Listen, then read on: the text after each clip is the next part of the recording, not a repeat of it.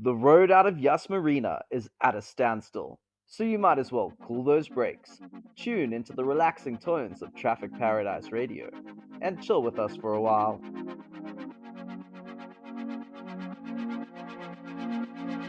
Nice paradise, like traffic paradise. What is this one? Hello and welcome to Traffic Paradise Radio. I'm Uno, and joining me today are Immy, Hi. Kira, Hey. and Niamh. Hi. How are you guys doing? Did you enjoy the last race of the season? No, I have never been more stressed in my life. I could elaborate. That's my purgatory right there. Oh my god. Okay, so Emmy's telling us to stay tuned to find out more. Niamh, did you enjoy the race? Yeah, it was quite a good race. I feel like quite a lot happened. I haven't processed all of it. I still can't believe it's the end of the season. I feel like we should have 3-4 races still to go.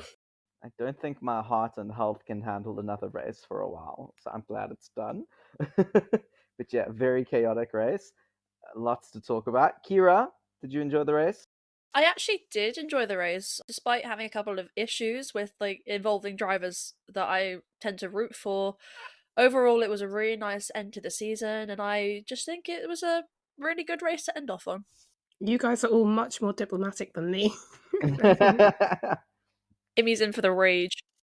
So let's find out more about why people enjoyed and did not enjoy the race, because it's time for our Paradise and Purgatory of the week, our final Paradise and Purgatory of the week.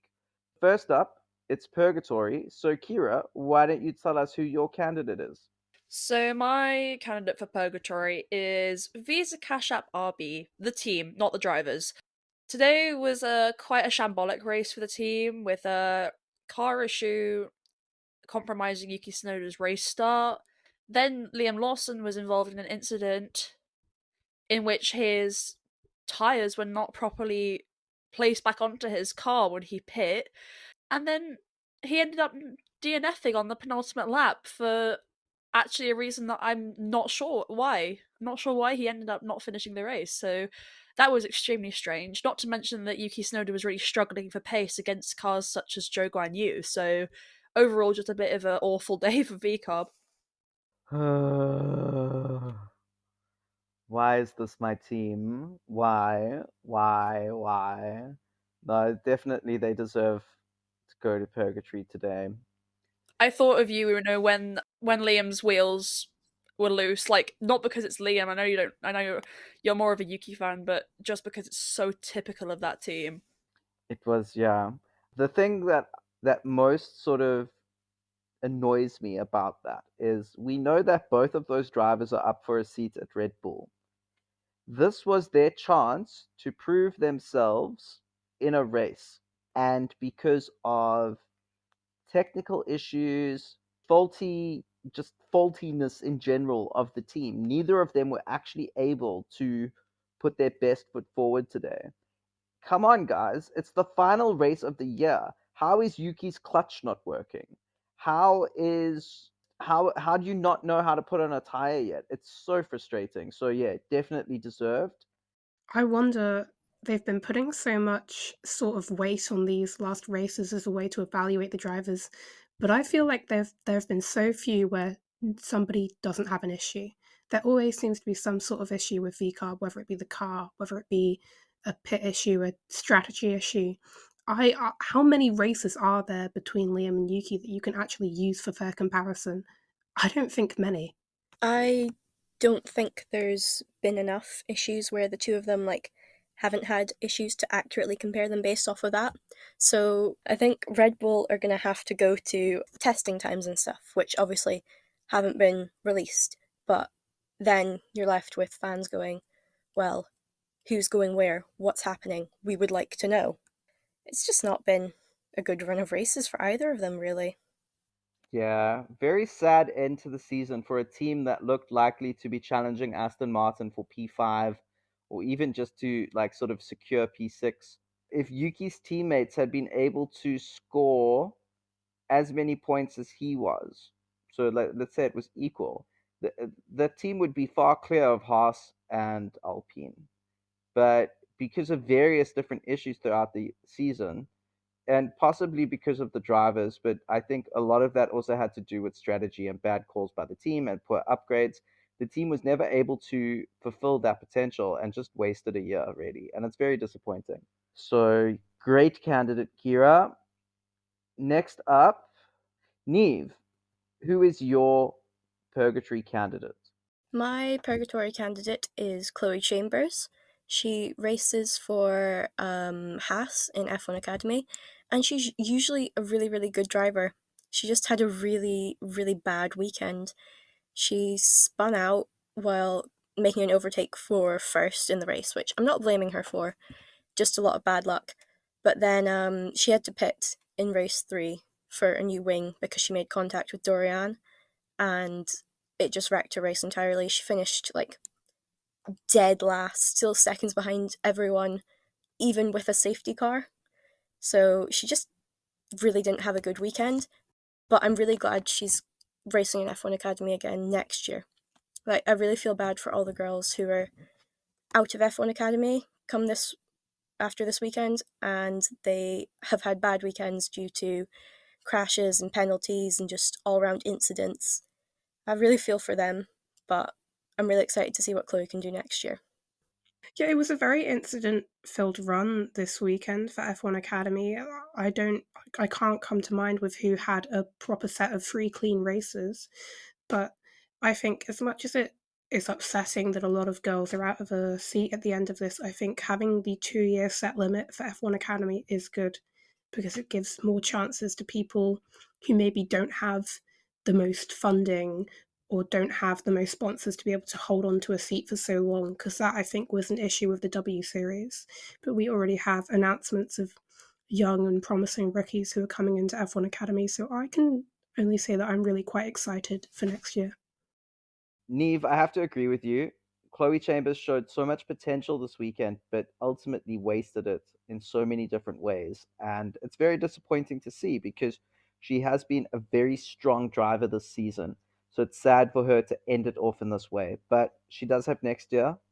So I hope for her sake she can put this behind her and look forward to the future. And I hope that we can see good things from her next year. Thank you, Niamh. Immy, your candidate is next. My candidate for Purgatory is Max Verstappen.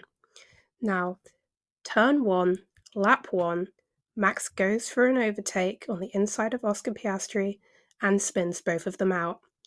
Very ambitious move, and I think a move that just maybe shouldn't have happened because it really wrecked Oscar's race. I mean, obviously, as you're going to get into next, he didn't make it better for himself, but I just think it was overly ambitious when he was not in a fight for the constructors championship. He'd won the drivers championship, and I mean, I know as a racing driver, you're always going to go for a move if there is an opportunity, but maybe that would have been just better to hang behind and look for a space that was less risky. What I will say is that after the race, Max apologized to Oscar. They're all good. So I'm not going to hold a grudge about this, but it was painful. I was having an actual panic when I saw Oscar get hit because I was like, oh my god, is he out of the race? You know, with his whole perfect 100% lap streak thing. I was like, no way he's crashed on the final race. Like, that would just be so typical. But, thankfully he was fine. Yeah, I was watching that lap streak like a hawk on my F1 dash tracker. I saw, and the entire last 3 laps, Lando was right behind Oscar, and I was watching it on the map as they went around, holding my breath. But he kept the lap record, so I can be happy about that. I wonder if Lando was maybe a bit conscious of that record and wanted Oscar to keep it intact. So because I Maybe. mean he would have been very much allowed to overtake Oscar. He was lapping him. So I do wonder if he did Oscar a favor there. But let's take it back to Max now. His move at the beginning was so silly. Oscar gave him more than enough space. He didn't have to do that at all. It's not like he ran out of room and there was nowhere to go. No, Oscar left him so much room. And then on top of that, when he got the penalty, he called the stewards idiots on his team radio. And it's like, buddy, you did the crime. Now you get the time. It's that simple. I know there've been some like questionable calls from the stewards this year, and that's a whole separate issue. But when you do something wrong that's so clearly wrong that damages another driver's race, you don't get to cry about getting punished for it. You just don't get to. You got to take the punishment and be like, you know what? I did wrong. The fact that he went to Oscar and apologized shows that he knows he did wrong. So why is he calling the stewards idiots then? It's just so disrespectful, and it shows a sort of hubris that is really becoming distasteful to watch. And I just, yeah, he's a very good driver. He's a four-time world champion. Props to him for all of that, but he can still learn how to just handle himself a bit better in those situations, because I just find his whole demeanor around it was very unpleasant to listen to on the radio. I wonder if he was thinking that it would get sort of swept under the rug as like a lap one, turn one incident, and then was upset when it wasn't. Yeah, right up until the penalty was given, I genuinely thought it was going to be just passed off as a turn one incident. And it wasn't until he actually got penalised for it that I went, oh, maybe. I think the difference is when it's a lap one incident, like, when they just sort of call it a racing incident, it's because there's literally no room, because there's like 5 cars going into a corner and there's no room. In this case, there was so much room. So Max could have easily avoided that whole scenario. There was more than enough space for him. So I think that's why he got the penalty. Oscar Piastri has completed every racing lap this year. That puts him in a list of 4 people. I think Michael Schumacher in 2002, Lewis Hamilton in 2019, and Max Verstappen in 2023. I think. I'm going to check. Yeah, that's right. Schumacher 2002, Hamilton 2019, and Verstappen 2023, and now Oscar Piastri 2024. And they are all world champions. Some good company for Oscar to be keeping there. Well done to Oscar for that. But I'm sorry to say, Oscar, it's not going to save you from Purgatory, because my candidate for Purgatory this week is, in fact, Oscar Piastri. Yes, that incident with Max Verstappen was not his fault, but the incident with Colapinto was definitely his fault. He drove right into the back of Colapinto, ruined Colapinto's potentially last race in Formula One. And really, the biggest problem there was that he had the pace to get back into the top 10 a lot earlier, and to finish the race a lot higher than what he actually did because of that incident with Colapinto. So I do think that had one of the Ferraris been able to catch up to Lando and overtake him, McLaren would have definitely needed Oscar to be in the top 10 high enough to be able to negate the impact of that. And he just wasn't there and able to do that. Now, they're very lucky that Lando kept the lead, and so McLaren won the championship overall. But it could have very easily gone another way had there been a safety car or some issue, and Oscar just wasn't focused enough, I guess. There was also a little incident behind Yuki Tsunoda where he went off track a bit. I'm not quite sure what happened there. I think he was so close behind Yuki that he just lost the aero a bit. Yeah. And then lost the back end and went off. Mm. And it wasn't really a place where he could have passed Yuki, so it seemed like it was maybe a bit desperate. I don't know. Yeah, I think that sums it up quite well. Desperate. Desperate. Mm. Yeah, and look, maybe he was very motivated to get into the top 10 to help his team out, which is good, but you got to go about it in a better way. His car had the pace, and there was more than enough time before the Colapinto incident for him to make his way through the field and get into a decent position. So maybe just a bit of patience would have paid off for him.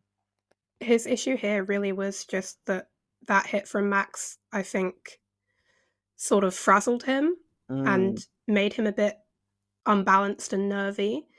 And that because normally he's a calm character, right? You don't see his race engineer having to like sort of calm him down ever, but he did have to today after that incident with Yuki, because it just has to be like you can get there, but you have to be calm about it, and he wasn't. And I think he hasn't maybe been in a position where somebody else's mistake has left him to the back of the pack in a long time. And so maybe having that happen at such a pivotal moment sort of threw him for a loop a little bit. So, with that said, Chloe Chambers, Visa Cash App RB, Max Verstappen, Oscar Piastri, you are sentenced to purgatory to atone for your sins on and off the track. May the gods of motorsport have mercy on your souls. After sending those devilish candidates down to purgatory, we shall now uplift some candidates to paradise. So, Kira, who is your candidate for paradise? I've chosen to send George Russell to paradise. This is because he had a pretty good race, but the reason I'm sending him to paradise is much less about the race than about everything else that's happened this weekend. George Russell has been absolutely lovely regarding the send off of Lewis Hamilton from Mercedes. He's had a special helmet dedicated to Lewis. He's done countless tributes to his teammate and just being really friendly, kind, and showing the team spirit of Mercedes to Lewis in his final week. So it's been a lovely experience seeing George and everything he's done for Lewis this week and over the past 3 years. So yeah, George Russell for my candidate for paradise, I think. Kira, I think a very good candidate for paradise, and I'm especially remembering his radio message with Toto near the end of the race, where Toto came on and be like, "George, just keep it clean," Yeah. and George was kind of like, "Yeah, of course, you know, of course I'm going to keep it clean." He sort of had this. I think he understood that the moment was bigger than him. That the tribute the team was trying to do surpassed any kind of desire he had to beat Hamilton on the day or even just to fight with him on track. And I think it's very hard for a driver to do that, to sort of switch off that competitive side of their brain and realize the bigger picture at play, because there is a massive picture at play here. Absolutely, and this is something I've always liked about George. He always knows when his time is. He always knows when he is able to compete, when he needs to sit back. It's similar to drivers like Oscar Piastri. They always know like when they always want to compete, but also they know when to step back. And I think that's a really good quality in a driver. Yeah, and George is kind of he's getting the team next year, let's be honest. I don't think Kimi Antonelli is going to be anywhere close to him next year. Maybe in a couple years' time, but definitely not next year. So it's George's team, and he's bided his time, and he knew this moment would come one day. And I think he's doing it very graciously. A lot of things have been said about George over the last week or so, but and they probably haven't used synonyms like graciously. But for me, he's been very gracious this weekend, so I think he's a fantastic candidate. Thank you, Kira. Niamh, would you like to tell us your candidate for paradise? My candidate for paradise this week is Lewis Hamilton. Obviously, it was his last race with Mercedes, longest partnership in the history of the sport. It's just insane. Like, it's hard to believe. It's like the end of an era. I know he's only like moving teams, but it feels like he's leaving somehow. And his driving this weekend, that was impressive. It was what, P16 to P4, which I wasn't expecting. I'm going to be completely honest. Really bad qualifying to be almost on the podium. Like, that's something else. As much as we can talk about how Lewis's one lap pace has sort of fallen off a bit this year, he'll always bring it back in a race. Like, I think maybe the only time he qualified badly and had a bad race was Brazil. And that was maybe a bit of a shocker. But every time he's always got the pace in the race to bring it back. And I think that makes him really special, you know. And just to be able to finish his time with Mercedes on a high when we went into it thinking it was going to be a bit of a one to forget is lovely. I just would really like to say how amazing it's been having Lewis on the team. He's been at Mercedes since I started watching the sport, and it's just been incredible seeing how he's taken the team to victory and stuck with them when things weren't going so well, and it's just been absolutely wonderful. I'm quite emotional seeing him go actually, but I know that he's got good things coming for him at Ferrari. I don't have to add anything to that. Lewis Hamilton, class act. Well done.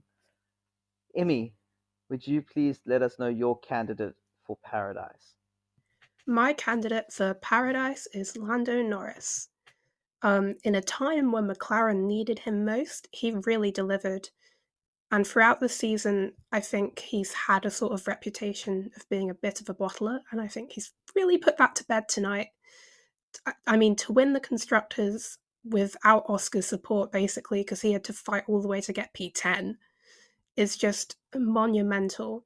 He had both Ferraris behind him, and he was able to keep a consistent gap the whole time, control the race the whole time. He was calm, he was collected. It was really quite a statement. I'm definitely not Lando's biggest fan. I'm definitely not the biggest McLaren fan. But I do think it was really impressive, his performance today. And just like an impressive season for McLaren all round. Obviously, first time they got the Constructors since 1998. Which, like, Zach Brown was still racing back then. Andrea Stella was at uni. And Lando and Oscar were not born. That's ridiculous. Lando did a superb job this weekend. He knew exactly what was needed from him. And although he wasn't able to secure that Drivers' Championship, he knew that he could secure the Constructors. And when people look back at this race and understand the context and the sort of doubts that people had around Lando, I hope that they remember this performance and remember that when it came time to buckle down and do what needed to be done, when his teammate couldn't jump in to help, he did it. With two Ferraris making it through the pack up behind him, he still pulled it off. So, yeah, 100% brilliant candidate for Paradise. Thank you, Immy. My candidate for Paradise is one of those Ferraris, Charles Leclerc. He did a fantastic job of climbing up the field. By the first lap, he had gained was it like 11 places or 9 places or something? I don't know. It was crazy. It was And something silly. yeah, it was such a huge number. I looked at that and I went, what? He was P8 by the end of lap 1, I think. And where did he start? P19. P19, that's 11 places. He gained 4 places in one corner at one point. Just brilliant, just brilliant. I know one of those places was clearly Yuki Tsunoda, who hadn't even left the start line yet, but still, he did a great job. And he also, there's not him and Sainz, to be honest, they both did what they had to do today. They just weren't a match for Lando in the McLaren, but they still delivered the maximum possible points that they could for that race, and they fought hard as a team. And obviously, Charles' performance stands out more because of that amazing start that he had and the gap that he managed to close. So, from my point of view, he's the guy that goes to Paradise. So, George Russell, Lewis Hamilton, Lando Norris, Charles Leclerc, for pleasing the gods of motorsport, you are granted entrance into Paradise. Ascend.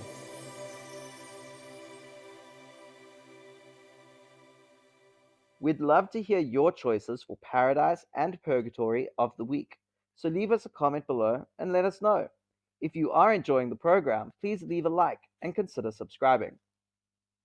Now we have a couple more points from the weekend we wanted to talk about, but we don't really have very many because even though this race was hectic, it seems like we sort of covered most of the stuff.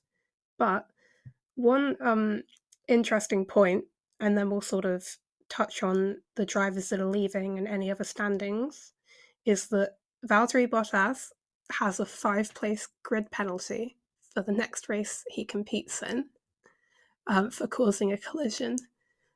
And I find it funny, but it's also kind of sad.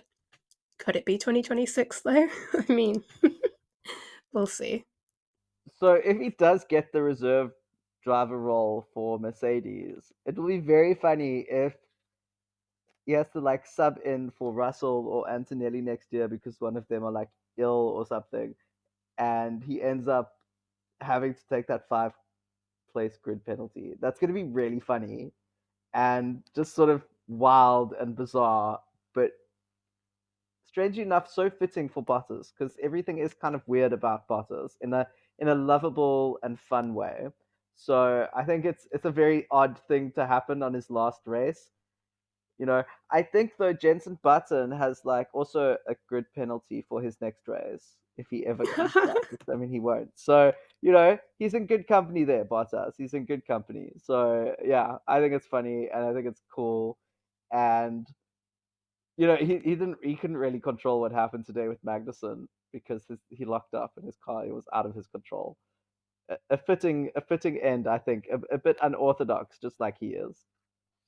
On the topic of Valtteri, let's talk about some other drivers who've had their last race today. Zhou Guanyu, it was not a remarkable race for him. He finished in 13th, and I'm pretty sure he also had a 5-second penalty for a false start. So not one to write home about, but at least he did have the points in Qatar. So not a pointless season, at least. I was very happy to see that his team sent him off, him and Valtteri. They sent them off in such a lovely way. They gave them a guard of honor and applauded them as they went. And Zhou did some cool donuts at the end, even though some people said they weren't allowed to. I don't think he really cares because, like, what they're gonna do. He's not there next year, so I think he just went and had some fun. I do think that they were allowed to do donuts, maybe just not on the main straight. I think that was for like Hamilton. But yeah, Zhou had some fun today, and good for him. I'm a big Zhou fan, so I'm sad to see him go, but I am glad that at least his last 2 races weren't as horrible as the rest of the season has been for him. Yeah, absolutely. I'm happy the Sauber had some pace before the end of the year. Yeah. Now, Kevin Magnussen, his last race was not a remarkable one either. He got damage from Valtteri Bottas from that collision, but he did get the fastest lap, so there is that. And we know he's going off to WEC with BMW, so that's still a very interesting future. He also got a really, really cute radio message from his wife that was just like, "Well done, you're finished now, you can come home to me and the girls." And I thought that was absolutely adorable because obviously he's got 2 very young daughters. I think they're both like under 4. So the whole family was there, which is adorable. Come home to me and the girls until you go to do World Endurance next year. But I guess that calendar's a lot less demanding. It's really nice to see Kevin having a nice send off. I mean, he's been in the sport for years now, and considering the last couple of years since he's been at Haas haven't been the best, I think he still had a really good career in F1. And I just, it's gonna be sad to see him go. I'm so glad that he's got a seat in WEC for next year. It'll be nice to see him racing again. Okay, now on to Franco Colapinto, and it's been sort of an upsetting little run of races for him. DNF in Qatar and DNF also here. Obviously, Oscar ran into the back of him. He got a puncture. He pitted for new tyres, and then his power unit, died in Williams fashion. I can't believe none of us predicted a Williams DNF. We should have, because one was always going to come. But yeah, it seems, although there was a lot of sort of speculation around his future, I think he will be the reserve driver for Williams. I don't see him getting an opportunity, unfortunately, but I'm sure he'll be waiting in the wings to grab anything that comes. Yeah, he's got a career ahead of him if he plays his cards right, and I'm sure a seat will open up for him in the future. So he's just got to wait it out. But a very impressive debut from him. Yeah, there were some ups and downs, but he is a rookie, so it's expected. But I think he definitely had an impact, and people will remember him, and that's what's important. We also have Perez. We do not know if this is his last race. I'm sure we'll probably find out next week, or in Red Bull fashion, we won't know for ages. But I'm pretty sure somebody ran into the side of him, but I don't remember who it was, and he DNF'd on lap 1. I think Bottas hit him. Valtteri was a bit of a terrorist. Yeah, I think Bottas picked up 2 penalties there, and then he served one of them, which was confusing. But yeah, he was hit by Bottas, which ended his race, which is, like I said, second DNF in a row for him. So, I mean, who knows the state of his future, but he hasn't had a good race to prove his worth. And even though this one was no fault of his own, I think Qatar was his fault. So, we'll see. Next, it is yet again time to look back at our final predictions and see who came out on top in the last stage of the inaugural Traffic Paradise Radio Competition Prediction Points Championship thing. And yes, we will come up with a better name for that. So, let's recap our predictions from last week. Immy, what did you predict? I predicted a Max Verstappen P1, which, I mean, he had a good streak going there before he torpedoed into Oscar. A Lando Norris P2 and an Oscar Piastri P3. And my wild card was that a Ferrari would DNF. And none of this happened, and I picked up a whopping 0 points. A phenomenal job there, Immy. Well done. Next up, Kira, what did you predict? So I predicted also a Max Verstappen win. I put Piastri in P2. That went about as well as yeah. And I did put Leclerc in P3, so I got that point. However, my wild card was that Yuki would get points, which sadly didn't happen. Yeah, Kira, I was very disappointed about the yoints. I won't lie. I wish you would have been right there. But there's nothing we can do about that now. Niamh, what were your predictions? My prediction was a Leclerc win, Lewis Hamilton P2, George Russell P3, and my wild card was that Abby Pulling would make 0 overtakes this weekend. She made plenty of overtakes. It was a very, very fun race. Yeah, apparently I just need to predict things like that more often. More fun. Yeah, you kind of jinxed her from going. Yeah, I don't know, but well, I'm glad that she got to do some overtakes because it was lots of fun. I think I might have messaged you when that happened. I was like, "You lost, ha ha ha." You did message me saying that. But also, it's very good that she got to make some overtakes because at the time of her winning the championship, she had made 1 overtake. Like, that's ridiculous. You need the practice of that, especially if she's going to another series next year. She needs to have the practice of making the moves on track, and it's very easy to lead. It's a lot harder to overtake for the lead. So now at least she got some practice in at the right time as well. So it will be close to when she starts her new series. Okay, and then finally, I predicted that Leclerc would win, Verstappen would come second, and Yuki Tsunoda would come P3. And, his lucky charm, Jason Statham, was even there at the track to wish him well. So I really thought something amazing was going to happen today, but it was not to be, alas. Ah, Yuki. I'm so sad for him. But I also predicted that Doohan would DNF, and to his credit, he did not. He does finish the 2024 World Championships in last place, but I mean, he only did one race, so we can't hold that against him. Jack Doohan is Logan Sargent's savior. I know, he's not Yes. last. That was a win in my books. Yeah, no, I think Sergeant Nation was very happy with that result. Okay, Immy, would you let us know what Tay and Lee predicted? Yes, I will. It was a very unsuccessful week for all of us. In fact, Kira's point was the single only point. But Lee predicted P1 Verstappen, P2 Leclerc, P3 Norris with a wild card of Yuki fastest lap. And evidently none of that happened. Tay predicted P1 Piastri, P2 Leclerc, P3 Russell with the wild card of Zhou getting more points. And that also didn't happen. Thank you, Immy. And with that, let's have a look at how this has changed the leaderboard. So, in first place is Lee with 18 points. Kira, you are in second place with 15 points, having gained 1 point this week.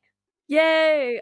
I'm so happy. I'm really glad that I didn't bottle too hard, having lost my lead in the championship, so I'm happy with second place. That's cool. We still have end of year predictions to go over, so things could change. Oh, it's not over. It's oh, not it's over. not over. Uh-oh. I'll get to that. My end of year predictions are cooked. Immy, you are in third place with 13 points.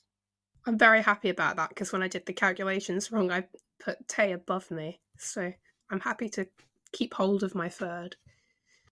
What I did is when I was doing this, I went, oh yeah, Leclerc's in P3. And then for the last two, I went, oh yeah, Leclerc was P2. And I gave them both 3 points. But that was wrong. Tay is in fourth place on 11 points. I am in fifth place on 10 points.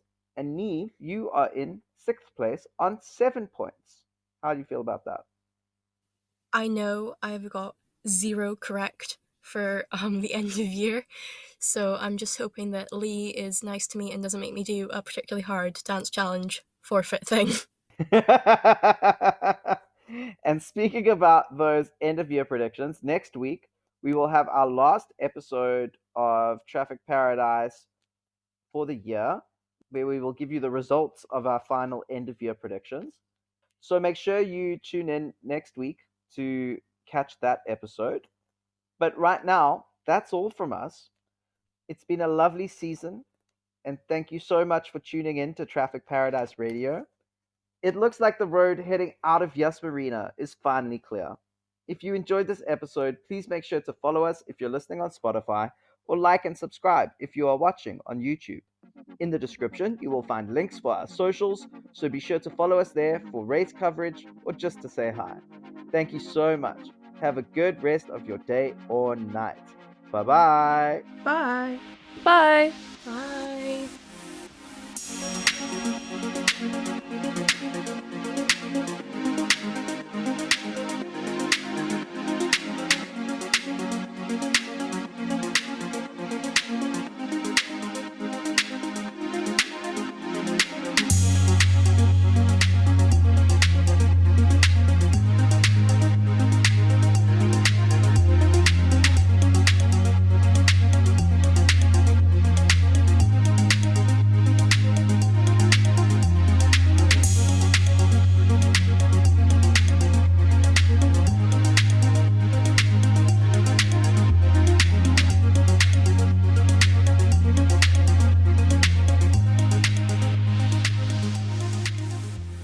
By the way, I've been Yeah. saying Leah's name. We- Lee, her name's We Lee. all have been Her saying name it wrong, and Lee said nothing the whole time. Nothing. Never once tried to correct us. Not Oh. once. Leah, Leia, all of them were wrong. It's Lee.